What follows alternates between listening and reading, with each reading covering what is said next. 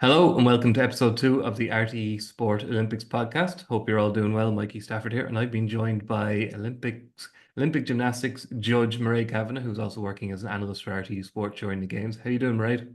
Very good, thank you. Good to be here. Nice to have you. We were to be joined by Raf Diallo by the sodden banks of the Seine, but this is take two on recording because the phone reception couldn't stand up to a Zoom call for Raf. Obviously, there's 300,000 people on the banks of the Seine right now looking forward to the most novel opening ceremonies of all time. So you'll have to forgive Raf's absence. It's not really his fault. I think the phone network in Paris is under strain. But Mairead, you were a judge in Rio. I kind of wonder, I was actually watching the sevens the other day, and like the referees have their names on the jerseys now and stuff, and referees and judges are a little bit more kind of visible perhaps in some sports than they used to be. And it made me wonder, did the judges get to go to the opening ceremony? Did they get tickets? They obviously don't parade, but like in Rio, were you able to go to the opening ceremony, or were you tucked up in bed Oh yeah, studying no. studying scoring mechanisms, etc.? At that stage, I think all the study was done, but yeah, we did. We went to the opening ceremony. The judges, with their accreditation, can go to the opening ceremony, and it was fantastic. It was amazing, but it's very, very long, so it's 3 or 4 hours.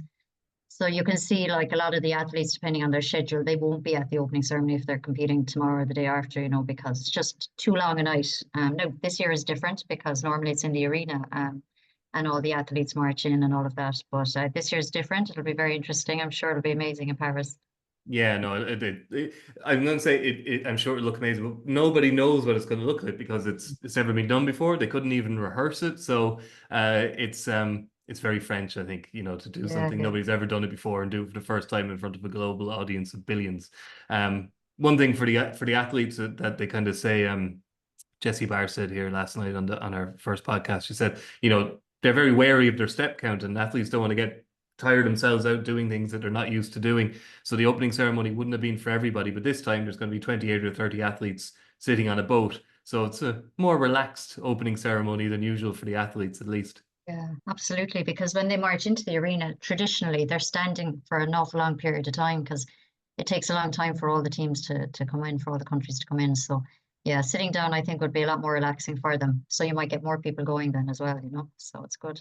Yeah, no, I'm looking forward to keeping an eye on it while we chat here. But let's get on to the gymnastics chat because um, I think we're still getting used to the fact in Ireland that we're actually a player in gymnastics. Gymnastics isn't something that we just, watch as a third party. And it was always one of my favorites. I remember, 1996 Atlanta. I can't remember her name, but I remember I pretty much fell in love with one of the American gymnasts because I was International 13. probably. Yeah, yeah, Yeah, I yeah. just Yeah, I it's just fell in amazing. love with her. And my parents Yeah. said, "Are you watching gymnastics again?" Yeah, I love the gymnastics. But I do now as an adult male. Actually, really, it's just one of the events. It's one of the big three, they say, with athletics and swimming. Yeah, it Gymnastics is. is the third wheel. So like, we're only getting used to this in Ireland. Actually, we have a medal contender in Rhys McClenaghan. Can you just kind of give us an idea of like what it takes and like what a huge sport this is and how seriously some of the world's biggest sporting superpowers take gymnastics? Yeah, I suppose gymnastics we're medaling now the last couple of years with Reese and a few others. So it's really come to the fore in Ireland. But I suppose all the blocks were laid probably 10, 15 years ago when the high performance system was put in place and it's headed up by Sally Johnson. So, and then we have the National Indoor Arena. So it's all coming together. It's years of work that you're now seeing the results. And even at Europeans earlier this year, we had a junior make the pommel horse final as well. So the talent is there. It's just the structure had to be put in place for it to come through. So yeah, Reese is our golden boy. Like he's amazing. He's a lovely guy. I've traveled the world with him, and he's so dedicated to sport. Like gymnastics is a cruel sport in that you train 30, 40 hours a week. If you're doing all apparatus, so Reese would train a bit less than that, but it's all consuming. And it's very individual, especially for Reese just doing pommels. So, like traditionally, you have the big countries like the USA or Japan, and USA in the women's or Japan in the men's, stealing all the medals. But now, all of the smaller nations, there's a lot more apparatus specialists coming through, and Reese is up there at the top of that game. So it's very exciting. I'm very nervous actually about tomorrow night for him, but he'll be Yeah, good. because that's the thing with the pommel. Like it takes like we got used to it. Like obviously Tokyo gave us a taste of it, as everyone says. He had, he'd one digit on one hand, a centimeter out of place, which meant that, 5 seconds later he fell off the horse, and experts like yourself could see it coming. The rest of us were just going, he just fell off the horse. But like it's that like, and obviously there's the you have to gamble on how much difficulty you want to put into your routine and how Mhm. much you want to rely on the execution. And so there's serious tactics involved, isn't it, as to which routine you take, and do you take an easier routine for qualifying, save the big one, but then the big one, are you practiced enough at it in a competitive situation? It's fascinating even before they get on the pommel horse, just like the thinking that goes into it. Absolutely, it is, and that'll all be mapped out in Rhys's head. So normally he does do a bit of an easier routine in qualification, kind of point two easier, and then he pulls out the big guns in the finals, which he has been doing. Like, he's double world champion, he's double European champion. He's the person to beat coming into this. There's a lot, like even in the media at the moment and in the Olympic Village and all of that, the pommel horse final is being built up as the final of the games because I there are reckon there's 6 contenders, is it? there is, yeah, there's so many that could actually take the gold. And it's not about just medal, it's who could take the gold. So it'll be a battle, I think, of who will hold their nerve as well. But the first step is tomorrow night for him to qualify. Like in Tokyo, qualified in first, and unfortunately, as you said, like a centimeter wrong. And you can see it. You do, as a judge, you do see it if their timing is off, if they're leading up that they're getting a bit into trouble. You can see it coming, where the normal audience wouldn't be able to see that. But yeah, you'll know if he's in his rhythm straight away, and if he's feeling how smooth he is going on funnels. Yeah. So And what is that down to? Like he's so practiced. He could do it in his sleep, you would almost say would be the cliche. What are those differentials? Is it nerves? Is it a different arena? A different pommel horse might be slightly different, or is it just that sport, and you like they're not robots. They can't do everything exactly yeah. perfectly every time. They're not robots, and you can't do something perfectly every time. You're right, absolutely. He will have practiced on that pommel horse because the make and all of that, he would have been training on that leading up to the game. So he'll be well used to the pommel horse. That type of pommel horse that's being used. And he'll have trained, they'd pre-camp there and all the same equipment. So for him, I think it's just steadying his nerves and holding that mental side of it because he's done that routine thousands of times and he's very well practiced. He'll have practiced competing at the exact time as well, that he is going to compete. He'll have done all the scenarios, if he was late to the arena, if something happened, how to deal with that. So he's so experienced now, and he did it a few World Cups earlier this year. He had a fall in one, and then he came back and rocked it out of the boat in the second. So he's dealing with all those scenarios. He's doing the big routines when it matters, and it's all about experience. And he's got a lot of experience in his pocket. So you'd hope that he'd just calm the nerves and pull it off tomorrow night and get ready for that final then next weekend. So if you were looking at it now, as which you will be obviously on the television tomorrow, you got Rhys, you got Max Whitlock. I'm going to say this guy's name quickly. American Steven Narushchik, who's a 2021 world champion. What's the difference between these guys, like at the top level? Does somebody favor the harder routine? Does somebody else favor kind of nailing the execution? Do these guys have different kind of approaches to it that judges would be aware of? Oh, absolutely. Max is the most difficult routine. He can pull off a seven start value, but he's not clean when he does that then, so he suffers an execution. Rhys would be known as the cleanest pommel horse worker in the world. The judges know that. They know he'll score high. He's just really, really clean. And he can go to 6'6", maybe 6'7" if he wanted to. So I would think there's probably six, as we said earlier, that could actually win that gold medal. But I think the execution score is key. So it's about whether Max, this is Max's last Olympic Games. It'll be, I'm sure, emotional for him, but he's absolutely an amazing competitor. He went up first in that final in Tokyo and posted a score that you said, oh my God, that'd be really difficult to beat. So I do think like there's the guy Lauren from Netherlands, there's Oleg from Ukraine, and there's the Jordan guy Amat. So there's at least six of them there that are really, really good. But I think execution is key because the execution score will make the difference. If you keep going for difficulty, you are going to make a mistake, and that can happen. Okay, that's interesting. So Is Matt like is you say Max Whitlock is capable of a seven difficulty Yeah. like starting routine? Like, is Rhys not capable of doing certain things and Max Whitlock can do on a pommel horse, or does he just not even try? Or like Yeah, he can. I suppose what it is that he can do all of that, and he could compete a seven, but his execution then will suffer. And I think the execution will be where it's won and lost, because the guys who will go out into final and try and throw the real difficult routines in will not be as clean, and the execution is brutal. It'll be point 0.1, point 0.3, point 0.5. They will pull the gymnast apart.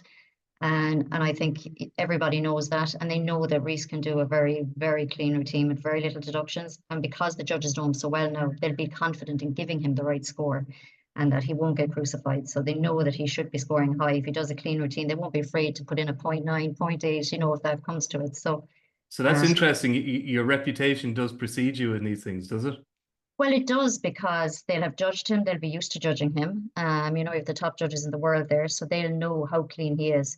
And you must remember as well, the judges are being scrutinized and analyzed as well. And if they're deemed to be, say, if 4 of the 6 judges on the panel put in a 0.8 for Rhys and one guy put in 1.4, he'll be removed. So they have to be accurate in their scores, and they have to be confident in their own ability to put in the scores. So they'll know him, they'll know Max. Max is clean, but he's not as clean as Rhys, nowhere near as clean as Rhys.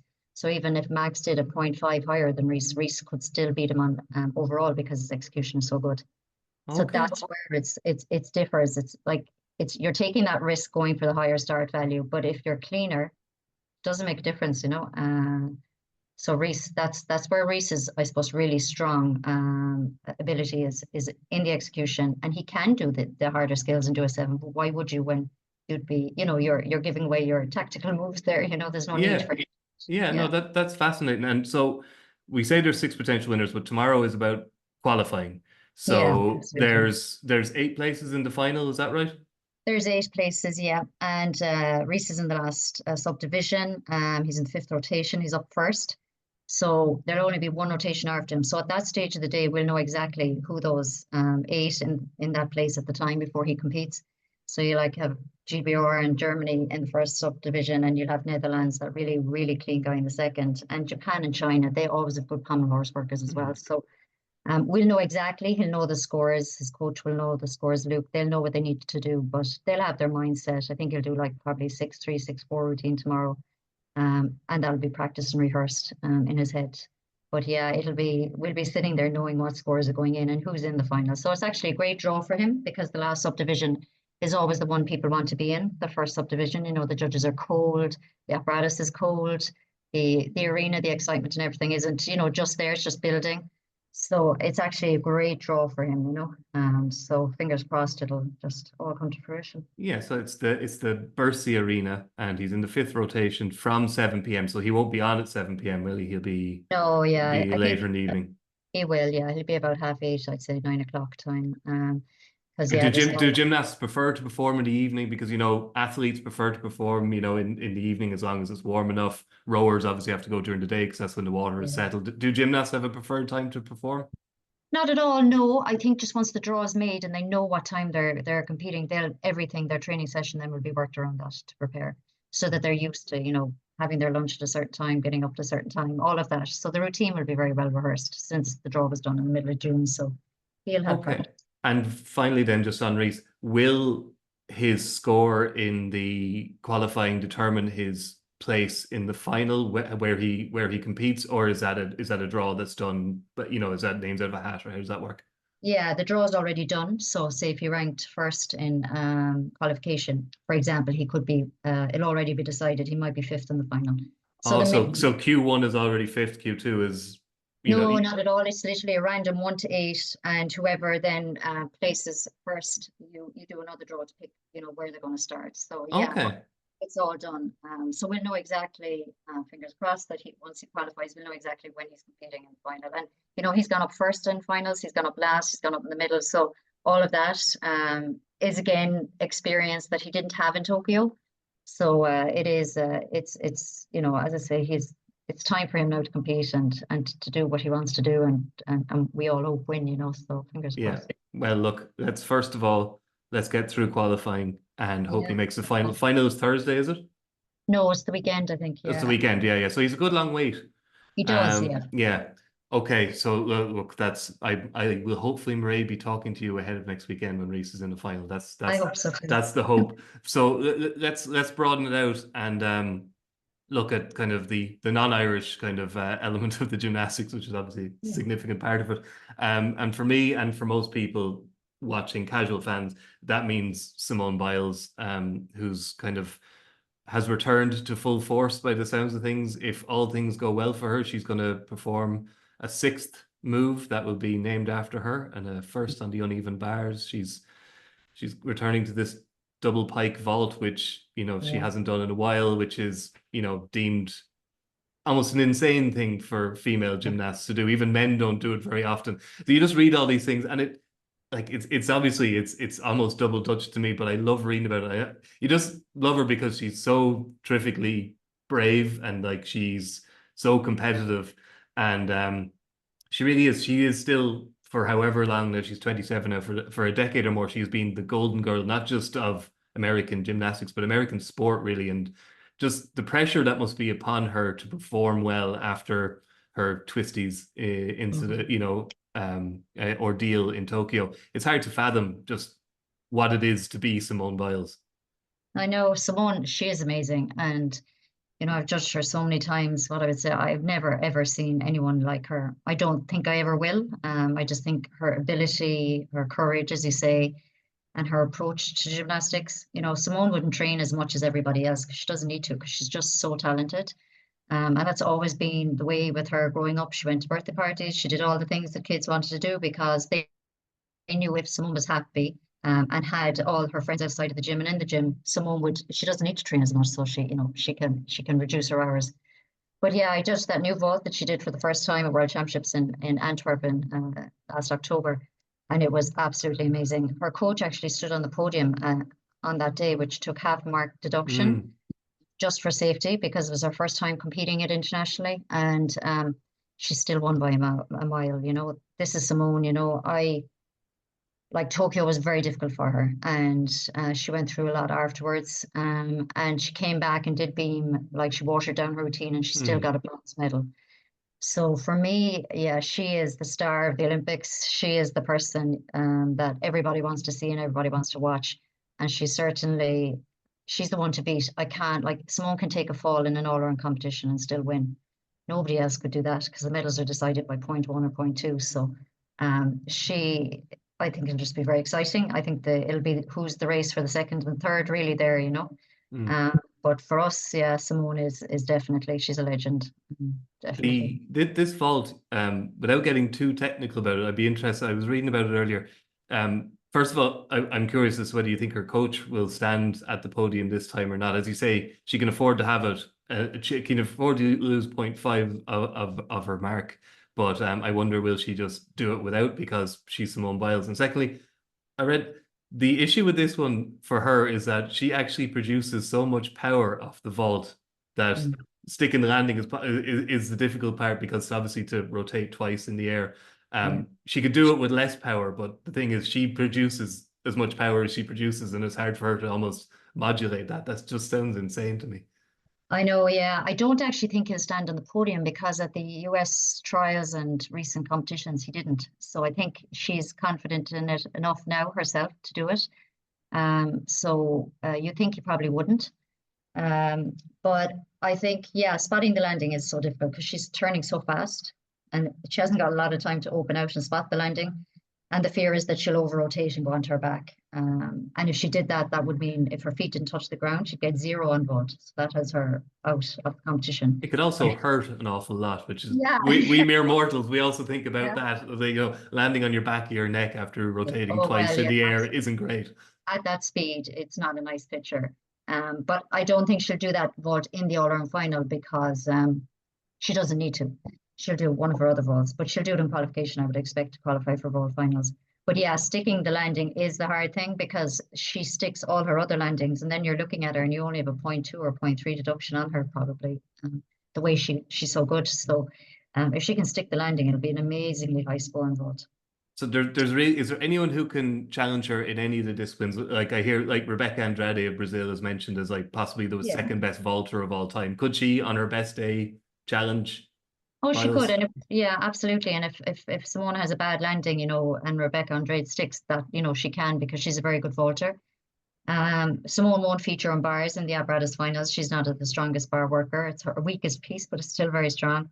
But she will feature on floor. You'd expect her to win floor, even though Jade Carey, her teammate, would be looking to win floor as well. But Simone would be much cleaner than Jade. And you'd expect Rebecca to be in all of the finals, in around, maybe not bars, but she'd be challenging for medals in all of them. She's a beautiful gymnast. And even Simone will be on beam. You'd expect her to be on beam, without a watered down routine. So I do think, for Simone, it's like when she came into Tokyo, everyone was talking about how many medals she was going to win, not about will Be she win. three? Would it be four? Would it be Yeah. five? Like how many goals she'd win? Yeah. It's hard to carry on your shoulders, but she has got a big medical team around her, and she's learned a lot from her experience in Tokyo, no matter how difficult it was. And she's a very good inspiration to other people to say, you have to look after yourself and you need to do X, Y, and Z. So I think she's ready. I think she's definitely in her prime, and we should see really, really good performances. Yeah, I hope so. I really do. I think most people do. I don't think I don't think she's too many people rooting against her. Um, Maybe opposition coaches or gymnasts, but for the casual fan, absolutely not. So give us a couple of other storylines then in the gymnastics, or people to watch out for, so we're not solely focusing on Rhys and Simone Biles. Yeah, I think the team final will be really, really good. For the women, I think in the USA, it'll be see will they return to getting the gold medal? Because when Simone pulled out in Tokyo, they didn't. So that will be good. There's been a few injuries in GBR, but Jessica won't be there. Gadarova won't be there. So, and one of the Italians, Aisha, won't be there. So it's a bit disappointing that you won't see the gymnast that just got a bit. But I think the team final will be very, very good. USA, when they're normally at their best, they win by 2 or 3 marks. But I think it'll be tighter because they've had injuries as well. Like Charlize Jones got injured there in the last trial, and she's a beautiful gymnast. It would be lovely to have seen her compete, because she would have been pushing Simone and been pushing Rebecca as well. And then in the men's team final, I think Japan, yeah, will Japan do it again? I think that's a big question. China will be pushing them hard. So yeah, I think overall for me, it's always the team final is something really, really special to watch. And they compete every second, say Ireland, France, Ireland, France. So it keeps everybody interested right down to the last gymnast, about the last score, about who's going to win. So I think Yeah. that'll be very good. All right. Well, look, I'm really looking forward to this. It's one of the highlights of the games for me. Coverage starts at 9:15 a.m. on RT2 tomorrow. The gymnastics is in the evening, and Mairead will be there. As I said yesterday, trying to leave people with an interesting fact about the Olympics every day. Today I just want to tell you the story of George Louis Iser. I don't know, Mairead, have you heard of George Louis Iser? No. Um, he was a gymnast, American-German, born in Germany, competed for Germany, for the US at the 1904 Olympics. He won 6 medals on one day. 3 of them were golds. But the interesting about George Louis Iser is he had a wooden leg. His left leg was a prosthetic. He was run over by a train. Oh, But he was still a fantastic gymnast who won 6 medals in one day, including for the vault, which is with a wooden leg. So there's your interesting fact for today. Mairead, thank you very much for joining me.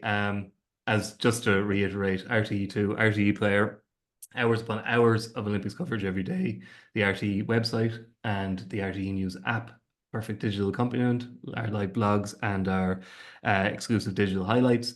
And there's also extensive coverage on RTE Radio 1. I will be back with you tomorrow evening, and I will be hoping to talk to Mairead in about six or 7 days, looking ahead to Rhys McClenaghan's pommel horse final. So Mairead, until then, fingers crossed, and I'll chat to you again. cheers. Thanks, Millie. Okay, goodbye, everybody.